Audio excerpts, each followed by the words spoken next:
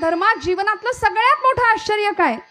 तेव्हा धर्मराजाने उत्तर फार सुंदर दिलं होतं. धर्मराज म्हणाले होते, अहन्यहनी भूतानी गच्छन्ति यम मंदिरम तेषा स्थिरत्वमिच्छन्ति किमाश्चर्यमतः परम.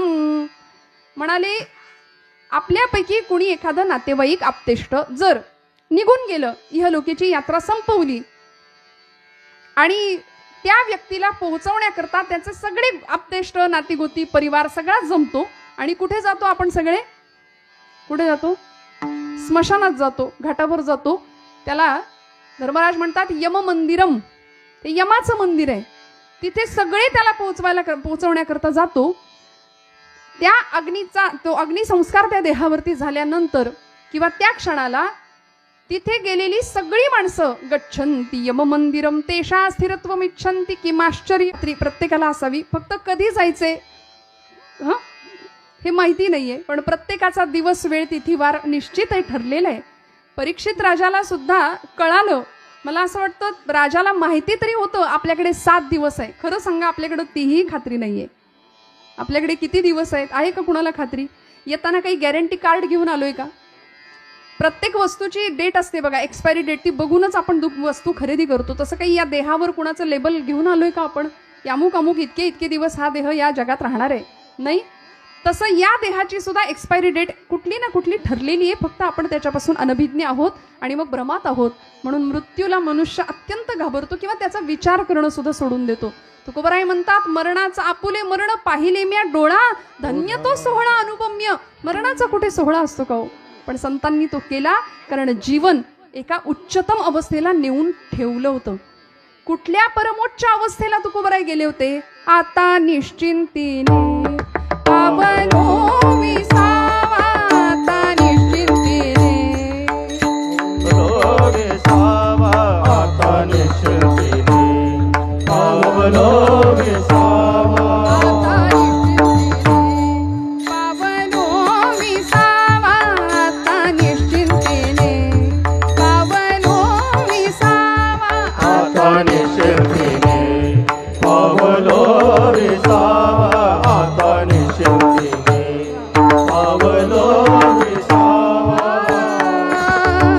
कुंटलिया धावा तृष्णेची या, कुंटलिया धावा तृष्णेची या, आता निश्चिंतीने पावलो विसावा, आता निश्चिंतीने पावलो विसावा. कुंडलिया धावा कृष्णेची या, कुंडलिया धावा कृष्णेची या, आता निश्चिंतीने पावलो विसावा,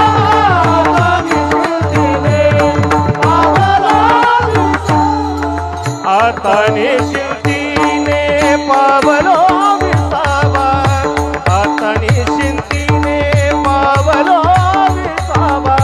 कुंडलिया धावा कृष्णेची या, कुंडलिया धावा कृष्णेची या, आता निश्चिंतीने पावलो विसावा, आता निश्चिंतीने पावलो विसावा. कुंडलिया धावा कृष्णेची या, कुंडलिया धावा कृष्णेची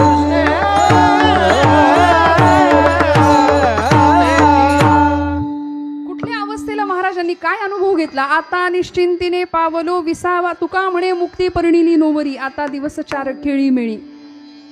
महाराज साधकावस्थेमध्ये पांडुरंगाला म्हणायचे, नलगे मुक्ती धनसंपदा संत संग देई सदा.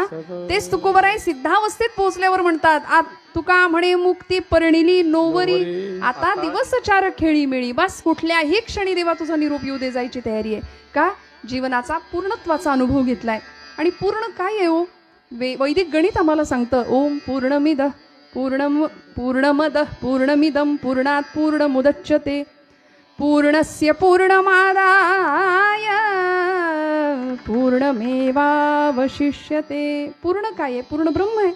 आणि त्या ब्रह्माच्या अनुभूती करता आमच्याही जीवनामध्ये भक्ती ज्ञान वैराग्याचा एक प्रवाह अखंडित वाहत राहावा, ही संतांची अपेक्षा आहे. तुमचं माझं कल्याण व्हावं आणि जसं एक वाउचर अर्जुनाने भगवंतांना दिलं होतं शेवटच्या क्षणी, कर्तव्य विन्मुख झालेला अर्जुन पार्थ कर्तव्य प्रवृत्त झाला. कशामुळे? 18 अध्यायी गीता, भगवद्गीता भगवंतांनी त्याचं निमित्त करून तुम्हाला मला संभ्रांत असलेल्या समाजाला सांगितली. कृष्णम वंदे जगद्गुरुम या पदाला विराजमान झालेले भगवंत स्वतःचे आयडेंटिफिकेशन देतात. सर्व धर्मान परित्यज्य मामेकम शरणम व्रज हे स्वतःचं सामर्थ्य भगवान सांगतात आणि अर्जुनाला गीतेचं अमृत प्यायला देतात. परिणाम काय झाला हो? सगळ्या गीतेचं श्रवण केल्यानंतर अर्जुनाची अशी अवस्था झाली की त्यांनी एक देवाला पावती देऊन टाकली. नष्टो मोह स्मृतिर्लब्धा त्वत्प्रसादान मयाच्युत. संपला ना माझा मोह, संपला देवा, आसक्ती संपली, अपेक्षा संपली. आता तुझ्या प्रसादाचं फळ हे मिळालं की आता तू करशील, तू म्हणशील, करिष्ये वचनम तव, तू म्हणशील ते मी करायला तयार आहे. या स्थितीला अर्जुन जाऊन पोहोचले. तसं आपणही जाताना देवाला कुठे जायचं? शेवटी इथे कीर्तनावरून जाताना नाही, इथून शेवटचा प्रवास करताना देवाला आम्हाला सुंदर अशी पावती देता आली पाहिजे, एक वाउचर देता आलं पाहिजे की नष्टो मोह स्मृतिर्लब्धा त्वत्प्रसादान मयाच्युता स्थितोस्मी गतसंदेह करिष्ये वचनम तव. सगळ्या संदेहाच्या सुटल्या अशी अवस्था प्राप्त झाली पाहिजे तुम्हाला मला. आणि हे सगळं करण्याचा एक मार्ग संतांनी आम्हाला वारंवार दाखवून दिला की आता या मार्गावर चाला, डोळे झाकून चाला, तुम्ही तुमच्या ध्येयापर्यंत पोहोचणार. तेणेची पंथी चालू जाता न पडेची गुंता. मग आयुष्यामध्ये जो कुठला गुंता आहे, मग तो विचारांचा असेल, व्यवहारातला असेल, अनेक प्रकारच्या व्याधींमध्ये मनुष्य सापडलाय. प्रापंचिक अडीअडचणी आहेत, मराठीमध्ये त्याला फ्रस्ट्रेशन म्हणून टाकूया आपण, लवकर कळतं आहे की नाही. प्रचंड व्यापलाय मनुष्य, सगळ्यांची भूक आहे. काय सध्या सगळ्या जगाची भूक काय?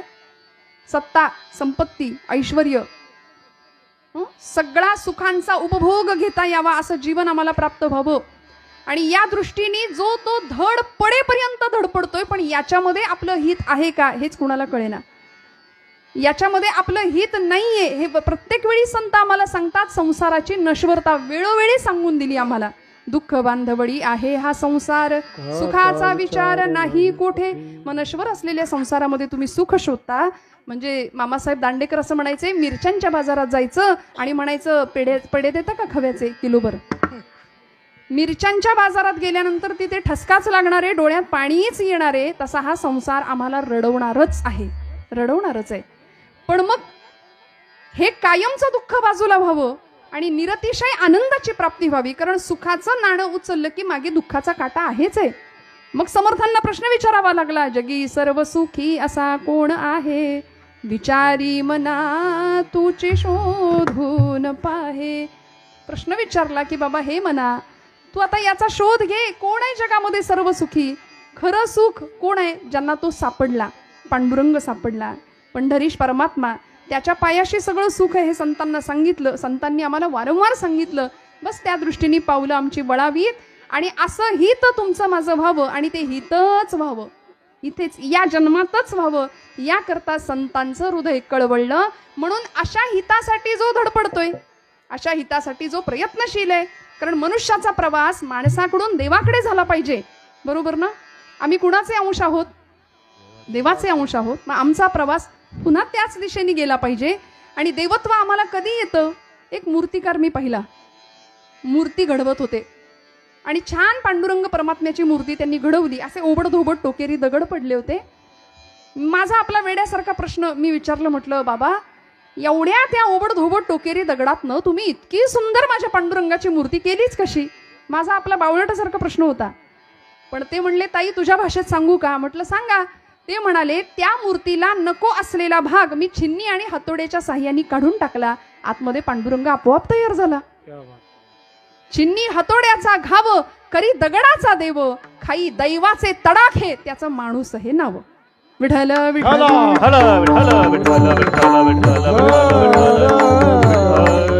हे सगळे तडाखे टक्के टोणपे सहन करून सुद्धा जो स्वतःच्या परमकल्याणाचाच विचार करतो, तुकोबराय पहिल्या चरणात, त्याला नाही तर त्याच्या आई वडिलांना धन्यवाद देतात.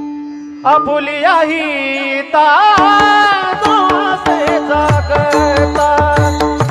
आपुलिया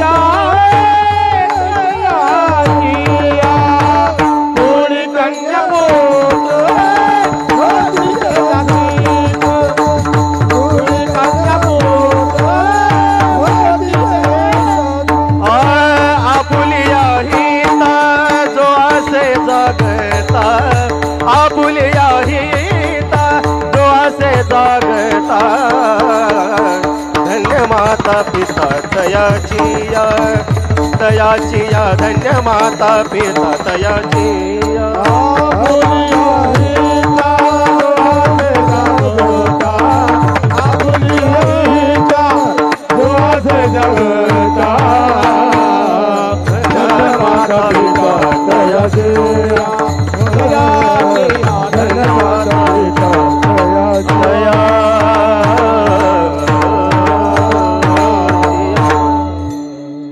आपुलिया हिता जो असे जागता धन्य माता पिता तयांचिया.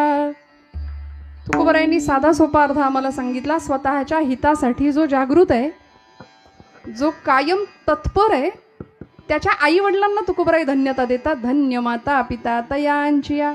आणि खरं सांगू श्रोते हो, या जगाची प्रगती किंवा स्वतःच्या आयुष्याचं उत्थान त्याच मंडळींनी केलं ज्यांनी स्वतःच्या मातापित्यांबद्दल कायम कृतज्ञ भाव ठेवला. कारण भारत आमचा देश असा आहे, त्या भारताची संस्कृती अशी आहे, कुटुंबप्रधान संस्कृती आहे, कुटुंब व्यवस्था आहे. त्या कुटुंब व्यवस्थेचे दोन खांब आहेत, एक आई आहे आणि एक पिता आहे. त्यामुळे या दोन खांबांकडे जो कायम लक्ष देऊन राहिला आणि खरंच त्यांच्याविषयी कायम कृतज्ञ भाव ज्यांनी जाणला, ज्यांनी जपला, तो जगात धन्य आहे. त्याला स्वतःचं हित कळालं नव्हे, तो कायम उत्थानाच्याच दिशेने त्याचा प्रवास राहणार ही खात्री आहे. तुकोबराय म्हणतात, आपुलिया हिता जो असे जागता. आपलं हित म्हणजे कुणाचं हित हो? प्रत्येक जण हिताचा आणि लाभाचाच विचार करतो. इथं आल्यानंतर मी कीर्तनाला गेलो, मला काय मिळेल, मी अमुक अमुक केलं त्यातनं मला काय मिळेल, माझं काय हित होईल, माझं काय कल्याण होईल. पण संतांनी तुमच्या माझ्या शाश्वत कल्याणाचा विचार मांडलाय, तात्पुरतं कल्याण नाही. मग ते शाश्वत कल्याण कशाचं? आपुलिया हिता जो असे जागता. आपलं हित म्हणजे नेमकं कुणाचं? देहाचं हित का? त्या देहाचं हित तर कायम आपण पाहतोच. चांगलं 4 टाईम नाही तर 3 टाईम तरी दिवसभरात होतं की नाही आपलं? ते बसल्यानंतर आपण वदनी कवळ घेता म्हणायचं सोडून सदा सर्वदा योग तुझा घडावा आणि मग तुझे कारणी देह माझा पडावा.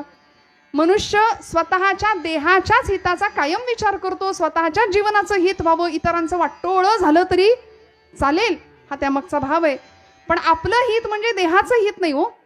शरीरम आद्यम खलु धर्म साधनम. शरीर हे धर्माचं साधन आहे हे जाणावंच, त्याची उपासना करावी, ते बलदंड राखावं, ते आरोग्य संपन्न राखावं, ते निर्व्यसनी राहावं, हा आग्रह स्वामी विवेकानंदांचा सुद्धा होता. स्वामीजी म्हणायचे, मला पोलादी स्नायूंचे आणि निर्व्यसनी तरुण संन्यासी द्या, मी देश बदलून टाकेन. असं सामर्थ्य होतं त्यांच्याकडे. पण आपलं हित म्हणजे आपण समजू आपल्या देहाचं हित का? नाही. त्या देहामध्ये मी कुणीतरी आहे ना. देह नवे मी हे सरे, उरला उरे विठ्ठल. आतमध्ये कोण आहे? तर त्याचं चैतन्य तत्व किंवा तीच शक्ती आतमध्ये चैतन्य रूपाने विराजमान आहे.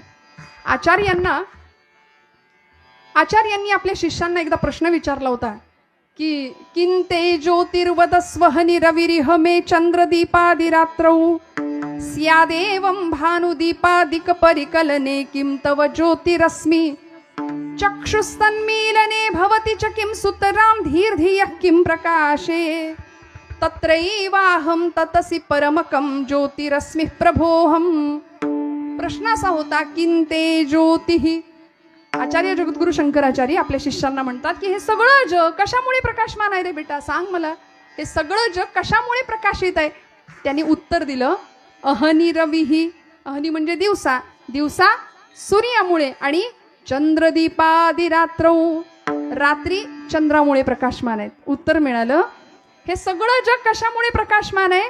तर चंद्र आणि सूर्य यांच्यामुळे हे जग प्रकाशमान आहे. आचार्य म्हणाले, स्यादेवं भानुदीपादिक परिकलने किं तव ज्योतिरस्मिः.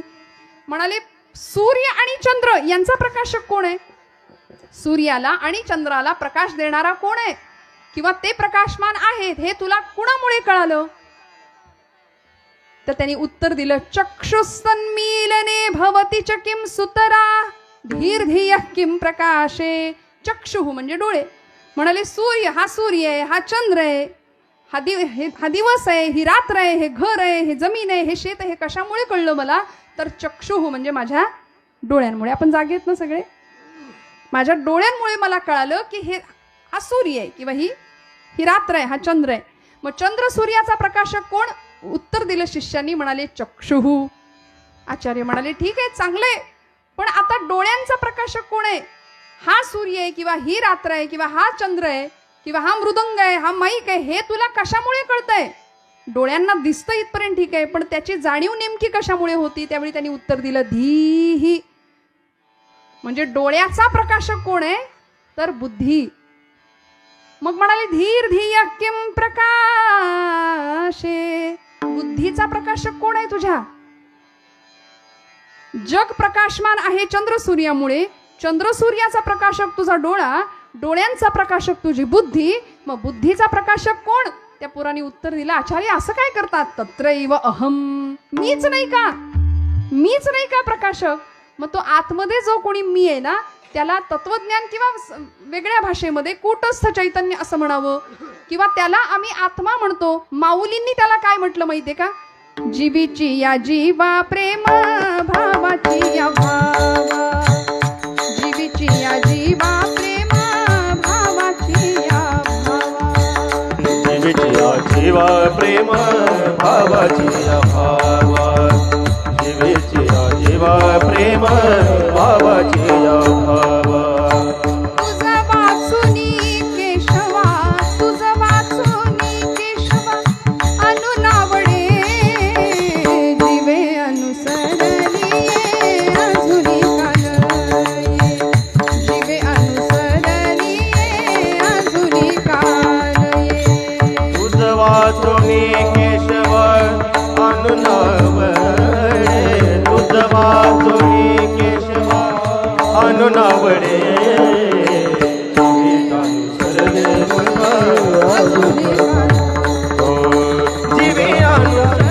देवा.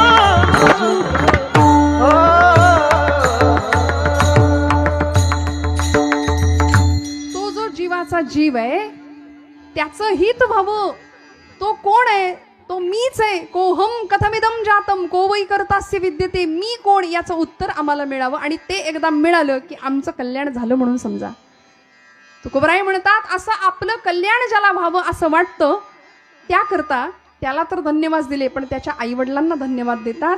कारण ज्या घरामध्ये अखंड भक्तीचं वातावरण आहे, अखंड सुसंस्कारांची श्रीमंती आहे, म्हणून तर तुकोबराय अभिमानानं सांगतात, माझ्या वडिलांची मिराशिगा देवा, तुझी चरण सेवा.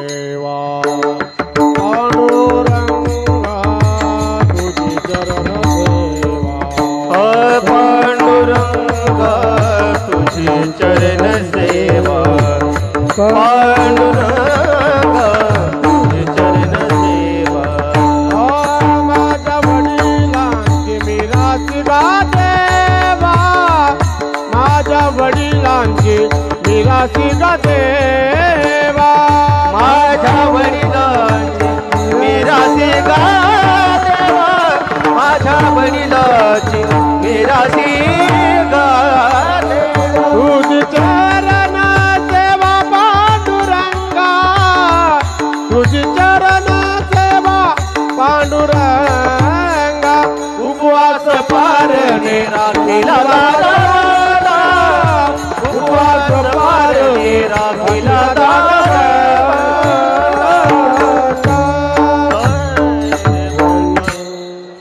तुकोबराय अभिमानाने सांगतात बरं का, माझ्या वडिलांची मिराशिगा देवा तुझी चरण सेवा पांडुरंगा.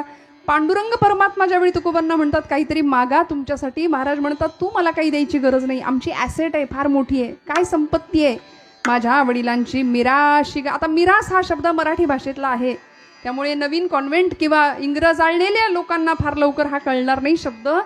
त्याचा अर्थच असा आहे, वारसा हक्काने मिळालेली गोष्ट आहे आम्हाला ही. म्हणून आई वडिलांच्या बद्दल अत्यंत कृतज्ञ. म्हणून आज आम्ही भाग्यवान का आहोत, आपली आई वडिलांची पुण्याई आहे.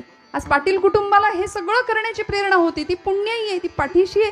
म्हणून आपण इथं भक्तीचं धर्माचं जागरण करतो आहोत. माझ्या वडिलांची मिराशिगा देवा. काय ठेवलं वारसा म्हणून आई वडिलांनी, संपत्ती म्हणून खरं काय दिलं, खरं तर हेच द्यायचं असतं बरं का. आम्हाला असं वाटतं आम्हाला जे मिळालं नाही ते आपल्या लेकरांना मिळावं, म्हणून आम्हाला ज्या ज्या सुखसुविधा नव्हत्या त्या आपल्या लेकरांनी मागण्याआधीच त्यांना दिल्या गेल्या.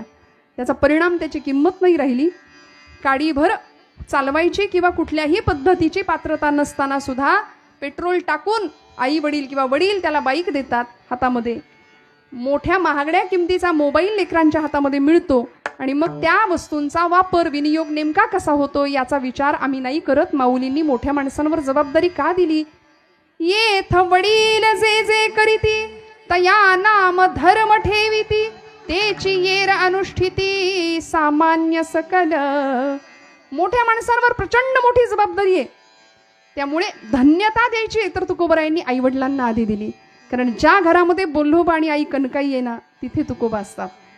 ज्या घरामध्ये विठ्ठलपंत आणि आई रुक्मिणीचं अस्तित्व आहे तिथं निवृत्ती ज्ञानदेव सोपान मुक्ताबाई जन्माला येतात. ज्या घरामध्ये छत्रपती शहाजी राजे आणि जिजा मातोश्री आहे तिथे छत्रपती शिवाचा अंश शिवशंभू किंवा शिवाजी महाराज जन्म घेतात. जिथे शिवप्रभू आहेत शिवाजी महाराज आहेत आणि सईबाई आहे तिथं धर्मवीर छत्रपती संभाजी महाराज येतात. अनेक आपल्याला उदाहरणं सांगता येतील. या महाराष्ट्राचे मुख्यमंत्री नंतर दिल्लीत गेलेले संरक्षण मंत्री झालेले यशवंतराव चव्हाण आमच्या कराडचे नेते, सह्याद्री पुत्र म्हणून त्यांचं वर्णन करावं की आईनी काय पद्धतीने घडवावं, किती प्रतिकूलतेनं आपल्या लेकराला मोठं करावं. विठामाता नाव होतं आईंचं. कृष्णाकाठ यशवंतरावांचं आत्मचरित्र प्रसिद्ध आहे. विठामाता म्हणायच्या यशवंता यशवंत हो. आई काय असते बघा, प्रचंड प्रतिकूलतेतनं पोटाला चिमटे काढून आपल्या मुलांचं फक्त आणि फक्त हित व्हावं हा विचार करणारे फक्त माता आणि पिता आहे. बरं, जगातलं सगळ्यांना दुय्यम स्थान दिलं तुकोबारायांनी, आधी माता पित्याला स्थान दिलं. कारण तुमचं माझं कल्याण व्हावं हे आई वडील आणि संत यांनाच वाटतं. बरं, याही पुढे जाऊन आपल्या हिताचा कळवळा संतांना असतो आणि त्या संतांना हिताचं ज्ञान सुद्धा असतं. आमचं बऱ्याचदा काय होतं, आई वडिलांना हिताचं कळवळा असेल पण ज्ञान असतंच असं नाही. आम्हाला वाटतं आमच्या पोरांचं चांगलं व्हावं, आमची पोरं शिकून सवरून मोठी व्हावीत. पण मूल रडायला लागलं की त्याचा पाळणा टीव्ही समोर जर आणला आणि त्या मुलांनी नको त्या वयामध्ये टीव्हीवर सैराट बघितला तर कसं होणार त्याचं कल्याण. त्यामुळे हिताचा कळवळा असून उपयोग नाही, हिताचं ज्ञान असावं लागेल आणि ते आई वडिलांच्या ठिकाणी क्वचित प्रसंगी नसतं. म्हणून तर ते हित घडेलच अशी शाश्वती नाही. तुमच्या माझ्या हिताचा कळवळा सुद्धा आणि हिताचं ज्ञान सुद्धा संतांना येतो. हिताचा कळवळा, असा कळवळा संतांच्या चरणी आहे, संतांच्या जवळ आहे. म्हणून तुकोबाराय आमचं हित चिंतन करतात आणि खरंच ज्यांनी आपलं हित करून घेतलं ना त्याच्या माता पित्यांना धन्यवाद देतात. स्वामी विवेकानंदांचं नाव मी आता उल्लेख केला. 16 वर्षाचे होते स्वामीजी. चटकपटक बोलण्याचा गुण येतो बघा आमच्या पोरांना सुद्धा 16व्या वर्षी. आणि आईवडिलांना आमची पोरं विचारतात काय केलं माझ्यासाठी. माझ्यासाठी तुम्ही काय केलं हा घराघरातला अनुभव असेल, नसेल आला तर पुढे भविष्यात येईल, पण तो अनुभव येतो प्रत्येक मातापित्याला येतो. कारण जरा पंख फुटले, जरा आम्ही बाहेरच्या जगामध्ये वावरलो की जगातले सगळ्यात बॅकवर्ड जर कोणी असतील तर माझे आई आणि वडील, असं प्रत्येक तरुणाला वाटतं. म्हणून मी हात जोडून माझ्या तरुण भावंडांना नेहमी सांगते, जर कोणी आपल्याला प्रश्न विचारला ना की जगातलं सगळ्यात सुंदर काय आहे, जगातलं सगळ्यात सुंदर कोण आहे, तर छातीवर हात ठेवून ठामपणे उत्तर द्या माझी आई. माझ्या आई इतकं जगात सुंदर काहीच असू शकत नाही, काहीच असू शकत नाही. कारण भारतीय संस्कृतीने बाह्य सौंदर्यापेक्षा आत्म्याच्या सौंदर्याला महत्त्व दिलंय, आत्म्याच्या सौंदर्याला महत्त्व दिलं. आई 4 पुस्तकं कमी शिकली असेल, तिला लिहिता वाचता येत नसेल, मोठ्या लोकांमध्ये किंवा 4 चौघांच्या गर्दीमध्ये थोडासा संकोच वाटत असेल, पण एवढ्यावरून ती अडाणी आहे असं कधीच म्हणायचं नाही. आमची आई अडाणी आहे, तिला काही कळत नाही असं न म्हणता उलट अनुभवांचं अख्खं विद्यापीठ तिच्या रूपाने आपल्या घरात वावरत असतं याची जाणीव प्रत्येकाने ठेवावी. का बरं माता पित्यांना धन्यवाद द्यायचे. या जगामध्ये ज्यांनी ज्यांनी आपल्या आईबापावर प्रेम केलं ना ती माणसं मोठी झाली. उद्या काय आहे, मोठा सण आहे आपल्याकडे. जागे आहेत का तुम्ही. मोठा सण आहे म्हटलं आपल्या महाराष्ट्रात. उद्या काय आहे, उद्या प्रेमाचा महापूर येईल आपल्याकडे, नाही का. 1 रुपयाचं गुलाबाचं फूल उद्या काय किमतीला जाऊन, गगनाला जाऊन किमती त्याच्या भिडतील मला नाही माहिती, पण उद्याचा दिवस अनेकांसाठी तो प्रेम असं उतू जाण्याचा दिवस आहे. पण खरं तर आपल्या आईवडिलांवर प्रेम करावं, मातृभूमीवर प्रेम करावं, देशमातेवर प्रेम करावं, धर्मावर प्रेम करावं, आपल्या देवदेवतांवर संतांवर प्रेम करावं, आणि त्याकरता जे काही करायला लागेल ते करावं. स्वामी विवेकानंदांना असाच ज्यावेळी पाश्चात्य शिक्षणाच्या प्रभावाखाली आले आणि आपल्या आईवडिलांना प्रश्न विचारला, बाबा तुम्ही माझ्यासाठी काय केलं. त्यावेळी विश्वनाथ बाबू दत्त कलकत्ता हायकोर्टाचे वकील होते आणि आईचं नाव होतं भुवनेश्वरी माता. आईबाप कसे असतात. काय उत्तर दिलं. विश्वनाथ बाबू म्हणाले, नरेंद्रा काय प्रश्न आहे, तुम्ही आमच्यासाठी काय केलं. हो ना. अरे राजा, आतमध्ये कपाटाचा मोठा आरसा आहे की नाही आपल्या घरात, त्या आरशासमोर जाऊन उभा राहा, तुला तुझ्या प्रश्नाचं उत्तर मिळेल राजा. नरेंद्र स्वामी विवेकानंद अगदी 16 वर्षाचं वय आहे, गेले आरशासमोर उभे राहिले, स्वतःचं प्रतिबिंब आरशामध्ये पाहिलं आणि टचकन डोळ्यातनं पाणी आलं. उत्तर मिळालं.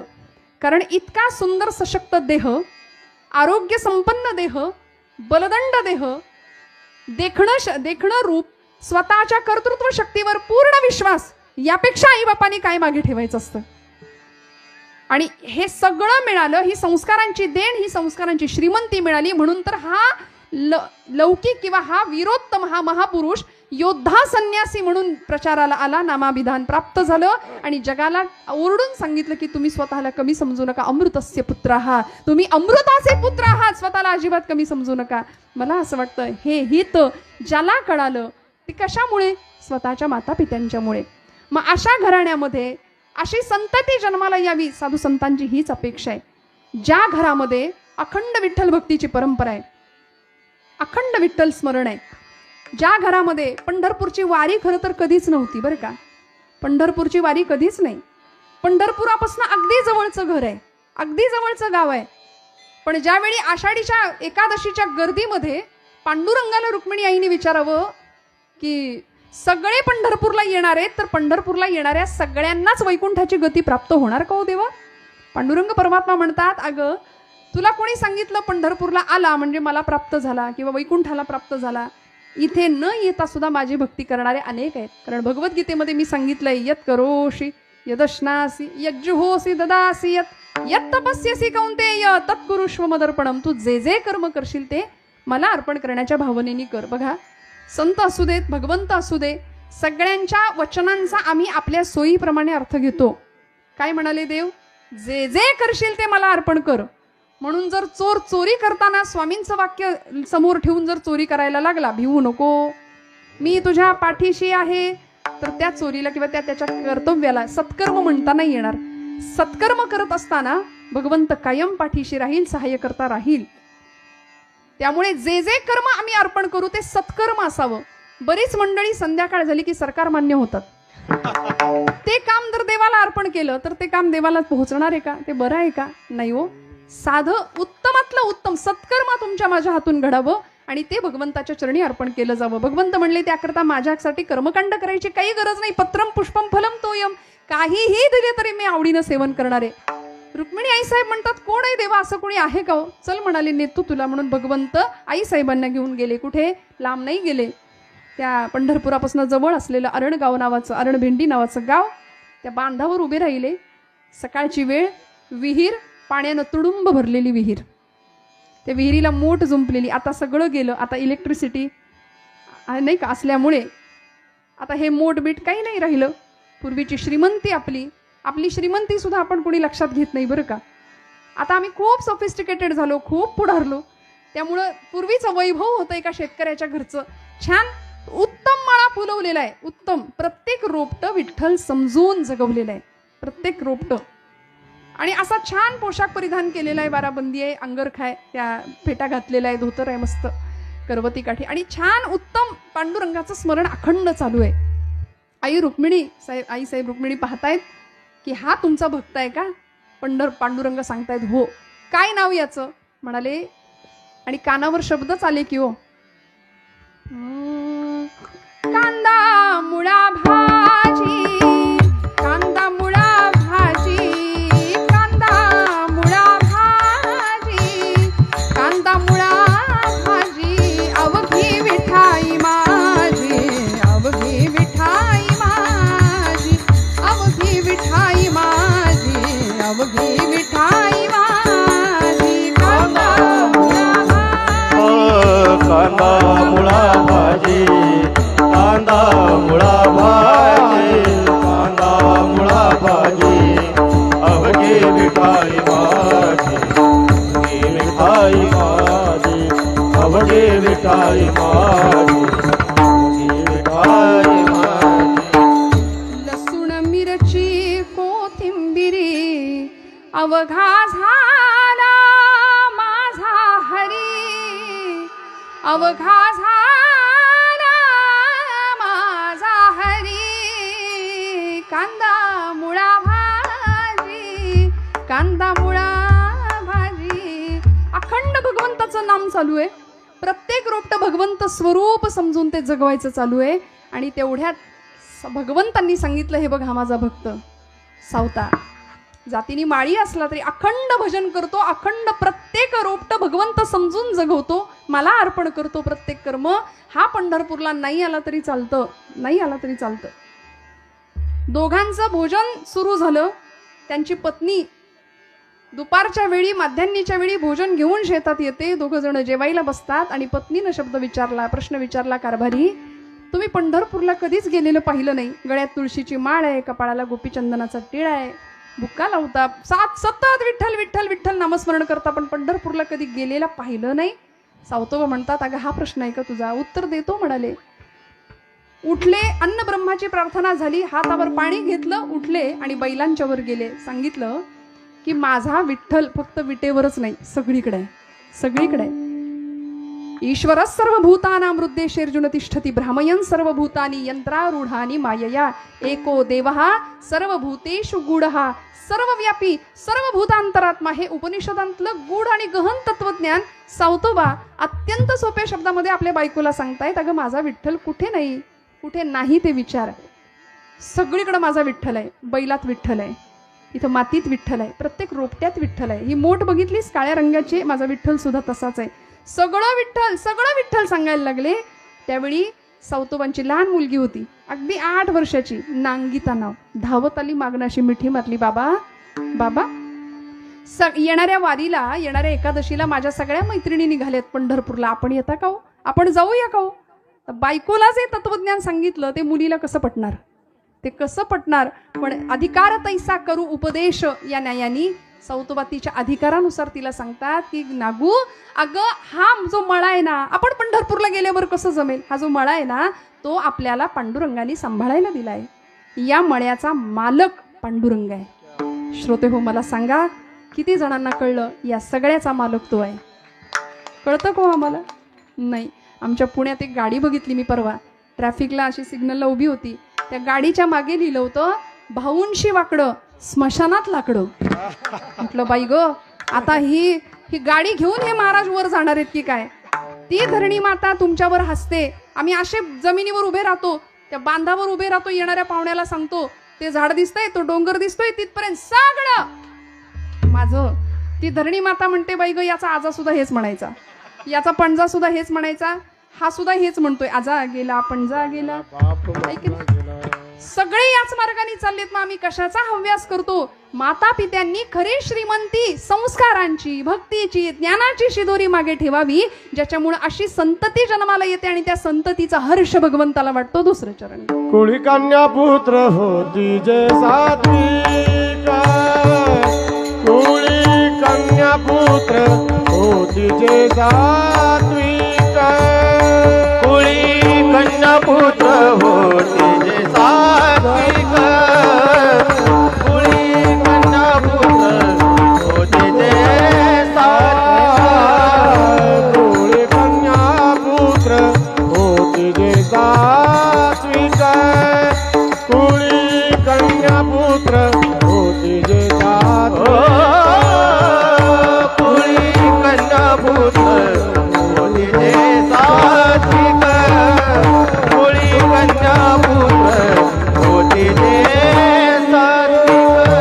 याचा हरी का वाटे देवा, याचा हरी का वाटे देवा, कुळी कन्या पुत्र होती जे सात्विक, कुळी कन्या पुत्र